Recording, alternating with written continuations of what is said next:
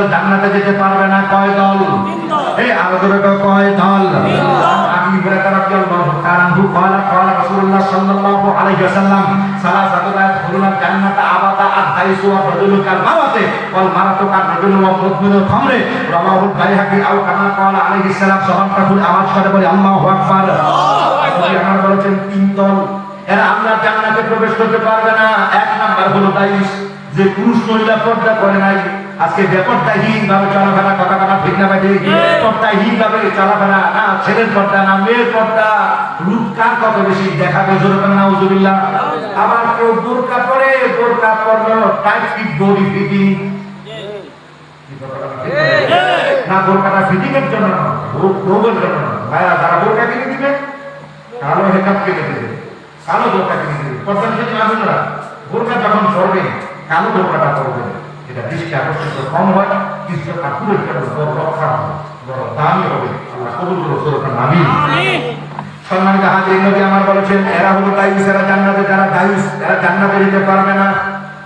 এই দায়ুস যারা পর্দাহীন ভাবে রূপার যৌবন যারা দেখিয়েছে, নবী পাক বলেছেন এরা জান্নাতে যাবে। দুই নম্বর হলো এমন ছেলে আছে মেয়েদের ধারণ করে, আবার বহু মেয়ে আছে ছেলেদের ধারণ করে চলাফেরা করে, এরা জান্নাতে যাবে না।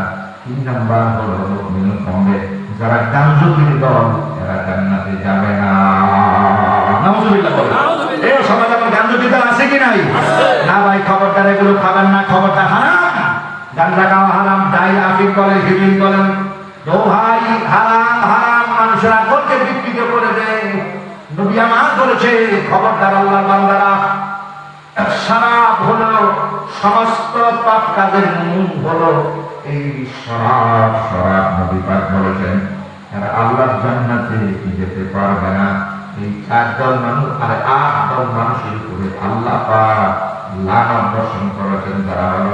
যারা শরাব পানকারী, যারা শরাবের দিক যারা তৈরিকারী, মাসুক ইলাইহি ওয়াশারিবু ওয়াল বায়ু, যারা কিনেছেন এবং যারা ক্রয় করেছেন, যারা উৎপাদন করেছে, যারা সাপ্লাই দিয়েছে, নাউজুবিল্লাহ বলেন।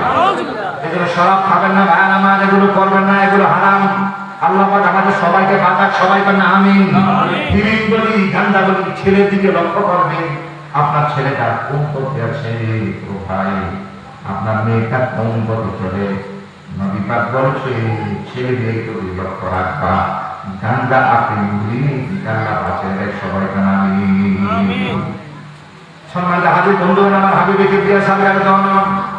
মদিনার কামদিওয়ালা বড় অসুস্থ, নবী আমার মেসওয়াকটা করলেন, আমাদের আয়েশাকে এত ভালো বুঝতেন, সুবহানাল্লাহ। দরকার কথা কইলে রাগ করা নাই তো, আল্লাহ মঞ্জুর করে আমিন।